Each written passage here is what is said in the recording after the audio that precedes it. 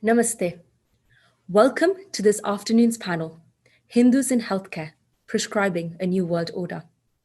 My name is Akshaya, and it gives me great pleasure to welcome you to this panel as part of our weekend's conference, the Hindu Experience Students Edition 2020. The National Hindu Students Forum was founded in 1991 with a vision to bring students together to protect, preserve, practice, and promote Hindu Dharma.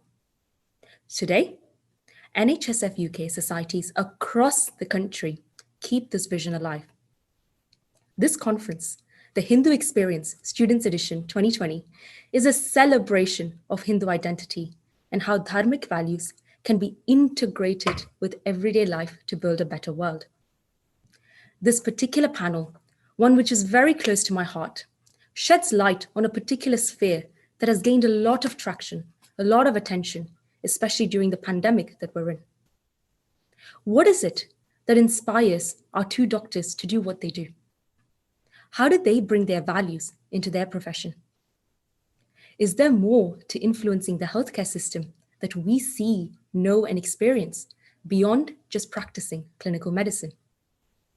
It is my honor to present to you our two panelists who have tuned in this afternoon, and a happy coincidence, both my alumnus who graduated from the same medical school that I did more than a decade ago. Our first panelist is Mr. Pankaj Chandak. He's a pediatric transplant surgeon working at Guy's and St. Thomas's Hospital.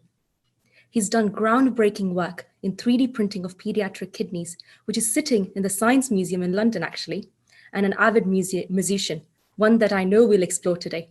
Namaste, Pankaj-ji. Our second panelist is Dr. Anil Asthana, who's a consultant gastroenterologist and hepatologist tuned in all the way from Melbourne, Australia. He pioneered the use of ultrasound in diagnosing various forms of bowel disease and sits on multiple national and international committees in this area of expertise, publishing widely in various peer-reviewed journals. He's also the founding trustee of Rashtram, a school of public leadership, and actually was very much a part of NHSF back in 2001. Namaste, Anulji. Namaste. I very much am looking forward to this conversation that we're going to have this afternoon, and I'm sure you as our audience are too. So if you have any questions that you'd like Anulji and Pankaj to answer, please type them on our YouTube comment chat. Now let's get kick-started. Back to this question that I know I've been asked a lot. So I'm going to ask both of you in turn. What inspired both of you to pursue medicine, but also the respective specialties that you've chosen? Pankaj, let's start off with you. Oh, great. Well, hello, everyone, and good afternoon from London. Thanks for the opportunity really to take part in this incredible conference and congress. I'm really proud of you all for putting this together. So what inspired me to do medicine? Well, I think, to be honest, it's very fundamental, really. I think I enjoy talking to people. I like people, and I quite enjoyed science at school. So I thought, what's the best sort of career that would suit both those things? And I thought medicine would meet those requirements. You interact with people, you understand where they're coming from, and you try and talk to them, and then you use your scientific ability and medical ability to help them. So that's, I think, the fundamental reason why I decided to do it. Transplantation is interesting because it's a very scientific, medical, surgical speciality. It's not just a pure surgical speciality, which is what I enjoy about it. But also taking an organ that was once working and beating or functioning in one human being and putting that now into another human being had quite strong philosophical and spiritual connections within me as well. Just to sort of think about those concepts was quite profound for me. So I found that very interesting on many levels. So I think that's the main reason. Thank you, Pankaj. It's really lovely to see that you've touched on, the confluence of science and people. And we'll come back to that notion of philosophical and spirituality that you've talked about in the field of transplant surgery. Anulji, over to you now. Thank you, Akshayaji, and namaste, everyone. And thank you for the invitation by NHSF for this session. So good evening, actually, from Melbourne, Australia.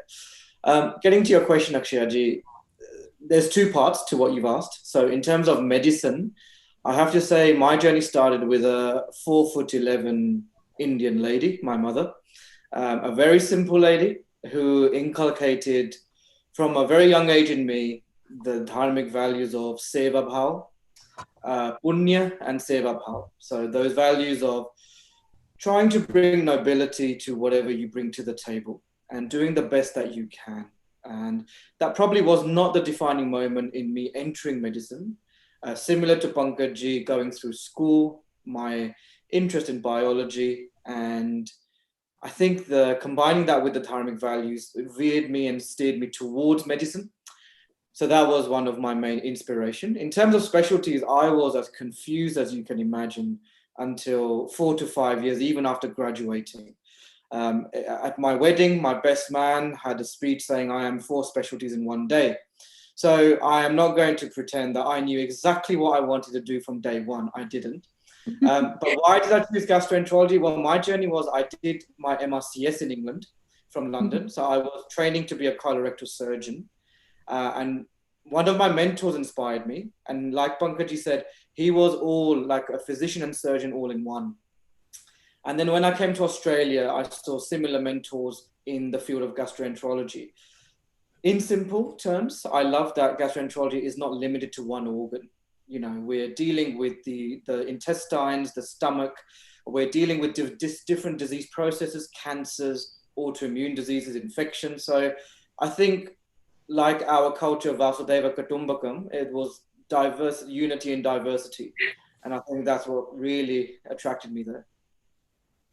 That's wonderful to hear, Anuji. I don't think I've ever heard comparing Vasudhaiva Kutumbakam to the diversity of our human body. I'll be sure to remember that for sure.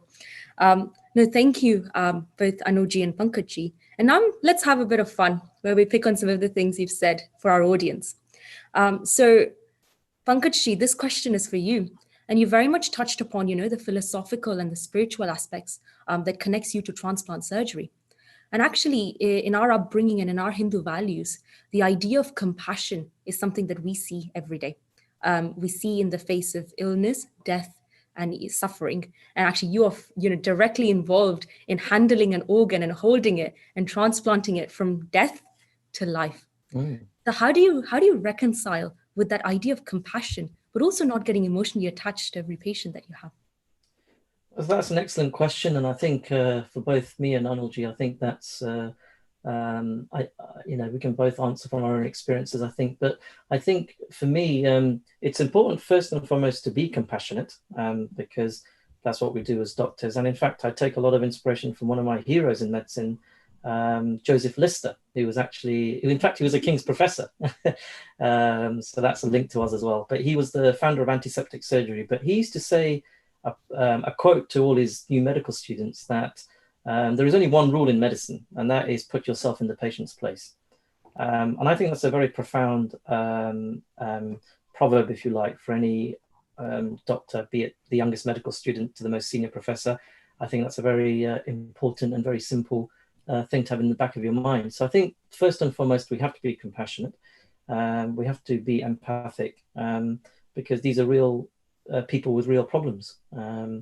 And I think to engage not just with the disease process, but to engage with the person themselves is part of the whole care that you provide. But it's also important to detach yourself, because the next day you have to get up and do it all over again. So if things go wrong, and they will go wrong, then you have to have the resilience inside yourself and your support systems to try and compartmentalize and detach slightly from that, because at the end of the day, it's about seva, it's about a duty, and we have to get up the next day and do it all over again on another patient. So I think it's important to do that. And I think it gets better with experience. I remember as a junior doctor, I found that very hard. I think Arnold, you'll probably agree. It was so hard because you get so much involved. But I think with experience, you try and learn to try and detach slightly so that you can do your job effectively, and yet maintain your compassionate approach. Well, thank you, Pankaj. I think experience as a factor, I think, will resonate with a lot of us junior doctors, especially who come grappling to this every day. Anuji, what are your thoughts? Yeah, I think Pankaj's touched upon a lot of the points. I mean, I agree with all of them. And I think you never forget your first death. Exactly. Right? As a doctor, you never Mhm. forget your first death. No matter how simple Beautiful. or complicated, you never forget them. Absolutely. And in my case, very briefly, it was an Indian chap with pancreatic cancer. His name was Harish, and he arrested from pulmonary embolus, which, for those who don't know, is a blood clot in the lung. Now, as a junior doctor, and I'm sure a lot of our audiences who are junior doctors may empathize, you often question yourself: Did I do something wrong? Did I not do my duty? Was it my fault? Like, where Exactly. did I go wrong? And the Yeah. fact of the matter is, it's not. Mm. It's no one's fault. It just, there's a variety of factors. So, answering your question, Akshayaji, about compassion, um, as doctors, and as Pankaj has mentioned, we are trained and it's our duty to remain non-judgmental, compassionate, and when making decisions, on behalf of patients in clinical medicine, but also taking their wishes into account. That's also important. So I feel there's sometimes a very misconception that compassion can infer attachment, and it doesn't. Compassion doesn't mean that you're emotionally attached. Compassion doesn't mean that you're emotionally very involved. Compassion means you are looking out to do the best for that person. Now, that may involve an element of emotional attachment, but as Pankaji said, that as a medical doctor, as a consultant, you can't hold on to things. You have to move on, and that's where the concept of dharma, I feel, becomes very important. Mm. Dharma being duty. So we know, and I almost feel we doctors are Gemini. We've got two sides to us. We've got the compassionate, emotional side, the dharmic side, and then we've got the pragmatic side. And we often do not talk about that pragmatic side enough. We always talk about the dharmic side, but the pragmatic side is the detachment, the compassion in making sure that when in our decision making algorithm, we are not influencing or becoming biased by our own viewpoints. So I feel dharma and compassion, or karuna as you say it, they go hand in hand, and they're just two sides of the same coin. Mhm. That's very interesting, Anuji. And it's something that keeps us rooted. That's what you're saying, right? Something that keeps us rooted and steadfast as we get tested to the emotional brinks in our everyday life. And actually, the times that we're in could not be more of an example of that. In this pandemic, healthcare professionals have been pushed to that brink. So, what is it that keeps you both still getting up every day, ready to do your job? What is it that keeps you going? Anuji, let's start with you on this one. Yes. So I just want to touch upon the COVID situation, actually, because every country is in a different challenge, of course. Absolutely. And just an anecdote, very briefly, being a gastroenterologist, some of the acute work we come across are when people are vomiting blood, right? So, we have to take them to theatre. Now, during the COVID crisis, due to a lack of supplies, we were not allowed to take the patient to theatre. And, in that situation, you've got to do one thing, protocol doesn't allow you, there's conflict, there are limitations. What do you do? So the COVID situation has really brought out those challenges. And I think every doctor, and Bangaji, I'm sure, would agree, operating under those circumstances have been extremely difficult. Answer your question, what keeps us rooted? For me, it's probably purpose. I must say, going through medical school, in my initial years, I may not have taken things so seriously. I'm not sure I was completely rooted in purpose, but as I was probably year 3 in my medical school, something shifted. Something shifted, and I became much more rooted in, okay, why am I doing this? Who am I? What is my identity? And this could be a whole weekend conversation. But I think purpose is one, and being pragmatic is the other. So acknowledging that as doctors, there is a reality. Things are going to be tough. We've talked about compassion, empathy, seva bhav, punya, but on the other hand, I think sometimes we don't talk enough about the practicalities. And if, for me, understanding there will be tough times, there will be challenging times, there will be times where, you want to tear your hair out, but that's where you remind yourself, well, I'm doing this for a purpose. I know what my dharma is, and really that is what roots me, the dharma, the duty part. Mhm. Thank you, Anuji. That really is quite profound, actually. Pankaj ji, do you have anything to add to that? Yes, I mean, I echo exactly what Anilji's saying. For me, I think my faith in God keeps me grounded and rooted and gives me strength. My spirituality, the strength I derive from my friends and family, of course.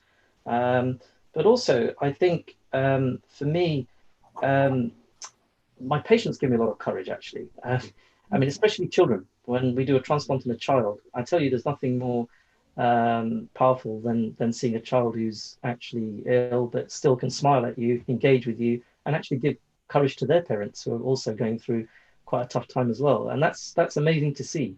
So that gives me a lot of strength and courage, actually. But also in my own field of transplantation, the ultimate gift of someone giving up an organ after they've passed away to another human being.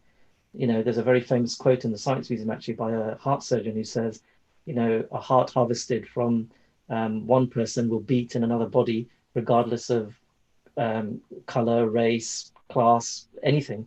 And I think, for me, that we have a tremendous sense of duty for that, I think, which is what Anwar was echoing, I think. To do our very best to make sure that we respect that, and by respecting that, we're doing the best we can for that particular organ or for that particular individual who needs that organ. Absolutely, absolutely. And I think just drawing what you've said, Pankaj, in terms of, that heart beating, regardless of who we are in skin, very much resonates with Anuji's point earlier about Vasudeva Kutumbakam. We're all one family. The world is one family. Yeah, exactly. And yes, as healthcare professionals, we live through it day in and day out.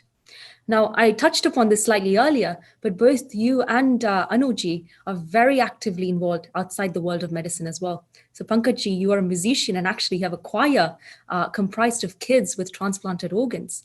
And Anuji, you're founding trustee of a school of public leadership. Both incredibly inspiring things for us as young doctors. Now, do you find that these engaging in these activities outside of healthcare collides with your world of medicine, or does it actually complement your world of medicine? Anil, do you want to go first? No, you go, Pankaj.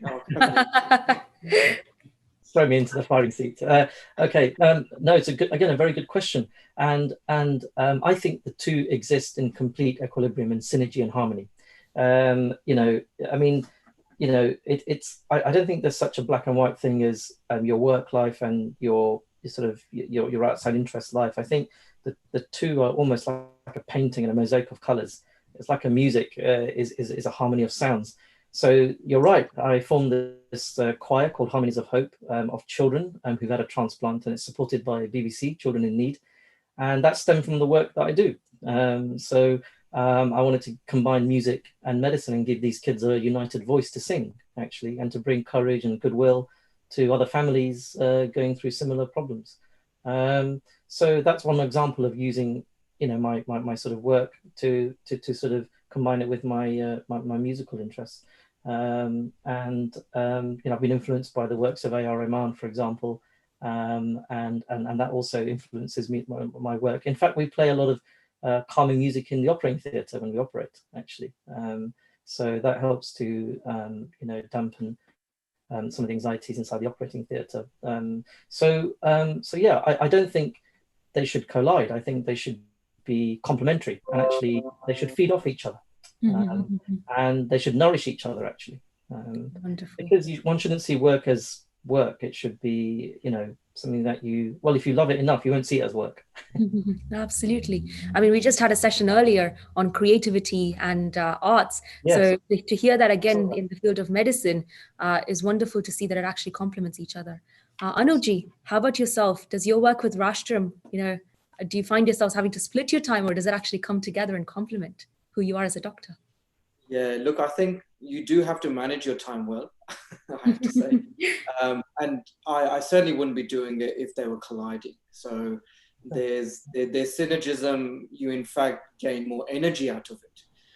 It gives you an inspiration. And I actually think it refreshes you. It re-energizes you for the day-to-day duty that we are all doing as healthcare professionals.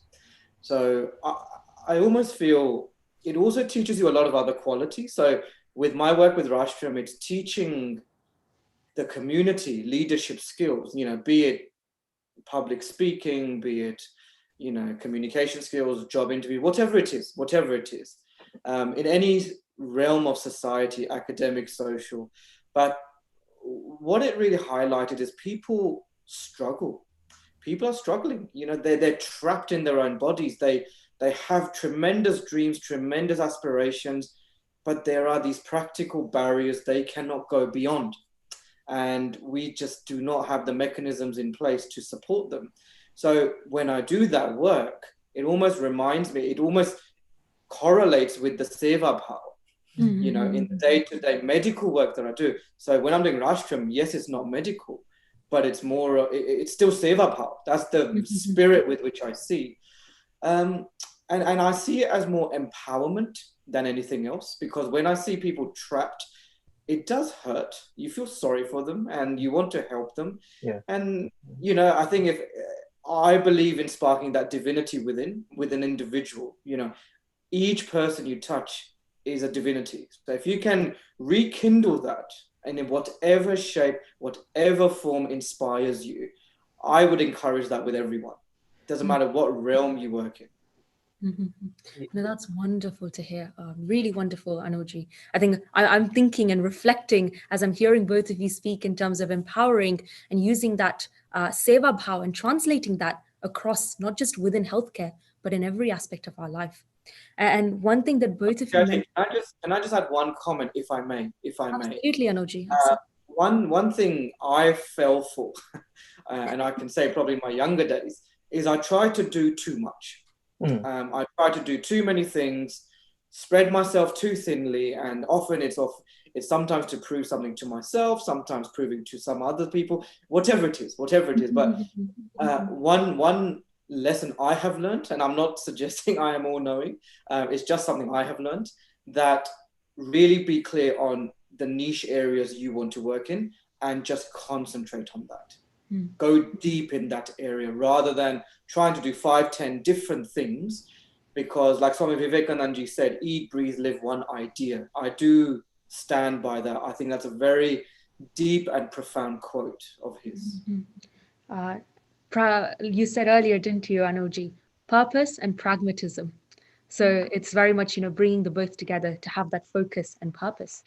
And actually, I would like to take this discussion in a slightly different direction, because one thing I've taken from both of you is the idea of balance, the idea of equilibrium. And actually, as healthcare professionals, Hindu healthcare professionals, we almost are exposed to two, you could say, dichotomous worlds. One is our modern healthcare system, but also one that we've grown up in and experienced that exists within our Vedic systems, things like yoga, things like Ayurveda. Now, Anuji, from your experience in your day-to-day practice, do you find these two dichotomous worlds actually intersecting, or are they kept separate? I think I would put it a bit differently, Akshayaji, because I almost don't believe in balance on a personal level. I gain a lot of inspiration from the Bhagavad Gita, and in that, it's stated about having equilibrium of mind, but still being full-fledged in action. So almost stillness in action. And one anecdote that I really recall is as a medical registrar, which is often the bane of anyone's career sometimes, because it's a very tough job. It's a really tough job. You've got the pager, you're running the hospital. And I remember on one of the nights, probably 2 a.m., a code blue, right? Emergency comes on the ward. So, I'm dashing down, but remarkably, while dashing down, I am very still. My mind is very still. And I could not fail to ignore that moment. I think that's how I would explain it. I was very still. I was not agitated, even though there was an emergency. I had no support. I'm the only one going there, but I can't necessarily explain the why I was feeling so still. But that's when things started to churn on a personal level, that rather than aiming for balance, which is two worlds, two different identities, two different worlds, I almost am of the belief that whatever you are doing, if you are present, if you put your mind to it, your mind will become less agitated and you will have stillness, even though you might be in the midst of chaos. You know, in a hospital environment, it is chaotic, whether you're in the operating world, you're on the wards, you know, families and trainees and this and that, but you can still be remarkably still. So answering your question, I would say they don't clash. I always try to bring that stillness to whatever I do, but on the outside, you may not be able to tell that I'm aiming for that or I am still. Absolutely. Does that make sense? No, absolutely. So almost what you've touched upon is you find that you bring both of your worlds together and you bring it through your personal experience. Now, just to pick your brains a little bit further, Anilji, in your professional practice as a gastroenterologist, do you in any way advocate for any of these, you know, things that we see in yoga or Ayurveda to your patients? Or do you find that actually evidence-based medicine is what we practice, so I can't really advocate for it in my professional world? How do you balance that? Sure. So I might just take 1 or 2 minutes, actually, because I feel gastroenterology is a specialty where it's a silhouette, where it does bring those two worlds together. Now, there's no doubt, as clinicians, as doctors, we must abide by evidence-based practice. And that is exactly what we must be advising our patients. I'm going to bring an example of irritable bowel syndrome, which most people would know about. And, you know, irritable bowel syndrome, natural health, they were all quacks probably a few decades ago. You know, you went to the main medical fraternity, they would call you a voodoo healer or something. You know, it just didn't exist because it was just so far left field. Now, a very prominent international gastro professor, his name is Peter Gibson. You know, he is renowned on a global level, not just Australia. He came up with a certain diet called the low FODMAP diet. And that has a very high level of evidence in irritable bowel syndrome. But I had the privilege of working with him, this is about 10 years ago, when this was all in the pipeline. And he shared some very interesting stories that he was ridiculed left, right, and center by medical professionals, by professors, by academics, virtually calling him a quack, saying, look, why are you wasting your time on all of this ridiculous stuff? There's no evidence, nothing's going to come of it. The reason he pursued it were 2 reasons. Number one, he always had open ears to anecdotes. If you look back at clinical evidence-based medicine, somewhere it started by an anecdote, somewhere. And then that has to evolve into high-level clinical trials. And the second point I would like to make is he saw the value that if something does work or doesn't, you have to put it through the machinery of evidence-based medicine. What I find very often is even before creating the evidence, we have made up our mind that this is quack, this doesn't exist, or this is not, this is rubbish, and this is real. Whereas what I feel is, as scientific thinkers, we should be very neutral and we should be very pragmatic in saying there is evidence for this, there is not evidence for this, but we should not be dismissing things blindly. You know, a practice which has been coming down for thousands of years. I mean, I think it reminds me of that cartoon where the Rishi Munis are sitting on the top of the mountain and the scientists are climbing up and they're saying, what took you so long? So I think, I honestly think, rather than ridiculing, our effort should be in trying to understand in our modern language, i.e. evidence-based, the mechanism. Does it work from an evidence-based perspective? But I wouldn't be dismissing it. I think that is the biggest mistake people make nowadays. But on the other hand, we should not be going around trumpeting that this is the holy grail, that this works and you know this will fix all your problems, this will be the solution. No, I think we are in a very privileged position where our minds have been very scientifically trained, but we should not forget our culture and our roots, and that the Ayurvedic system is thousands and thousands of years old. I mean, we've got records stemming back from 1600 BC. So this is all factual. So in my opinion, I don't think there's a clash. I think there's a lot of work that we as Hindu doctors, Hindu scientists need to be taking up in a very methodical manner. No, very well said, Anilji. Actually, it's almost in my head. I have this imagination of, 2 bridges just being far apart, or 2 mountains, and slowly we are piecing that bridge together to make it meet or to catch up. But not justifying necessarily, Akshayaji. Sometimes we try to justify. I think just keeping a neutral mind and going through the process. Absolutely. So open-mindedness. Now, we'll hold on to that thought, Anuji, but Pankaj, you are also very invested in research, and I've been privileged to be, seeing some of your research through the years.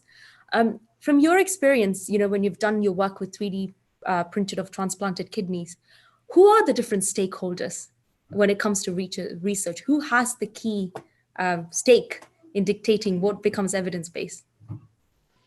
Well, I mean, I think just echoing what Anilji was saying, actually, I think primarily our responsibility as healthcare professionals and as researchers is to generate the best evidence by conducting good science in a robust way, which is reproducible, which is understandable and translational, and then of course going towards clinical trials. So I think we have a real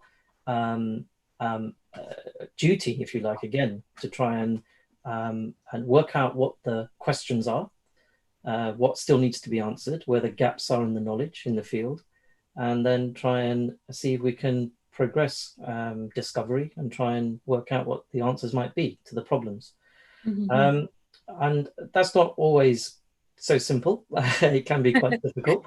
And we rely on various people to help us, such as funding bodies. Obviously, good science needs to be funded well. And of course, the funding bodies want you to have a certain output from the work you do. Is it going to benefit patients within how long time frame? Is it cost effective?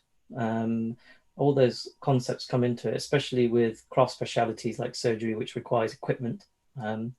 And even translational science that requires, specialist reagents, for example, and the workings of a laboratory. So I think from our point of view, we need to try and generate the best science to answer those questions, the best evidence in effectively the simplest and cheapest possible way, with safety being the number one priority, I think.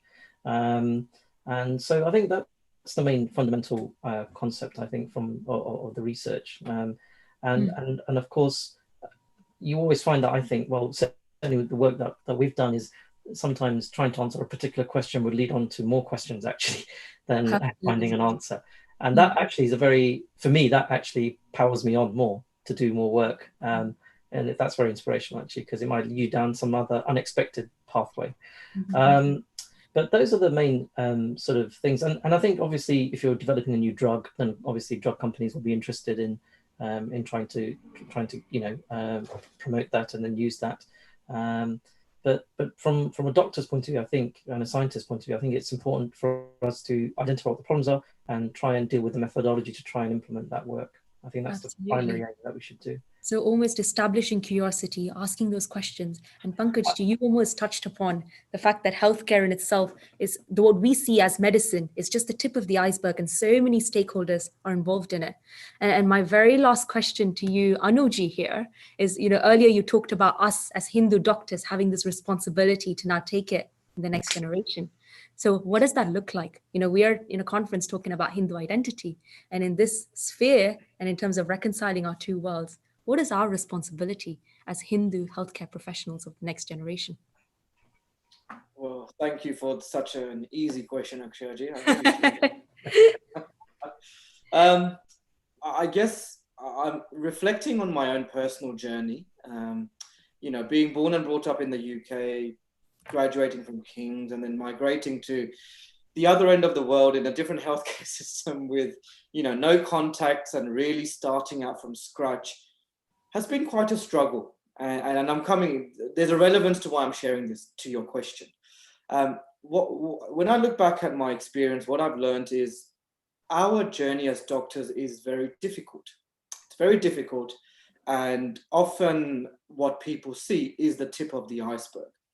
Look, what is expected from us in terms of skill acquisition, in what we need to do in terms of pursue our career, our competition, etc. Now, I guess where I'm going with this is there's different stages as a doctor, and the junior doctors will find this. So you're a junior doctor, and then you become a senior doctor, you become a registrar, and then you become a fellow, you become a research fellow, and then you become a consultant. And I have found that up until the point of when I was a research fellow, it was clinical medicine was my world. It was everything. I did not have to think about anything beyond it because that was my prime dharma, that was my prime duty.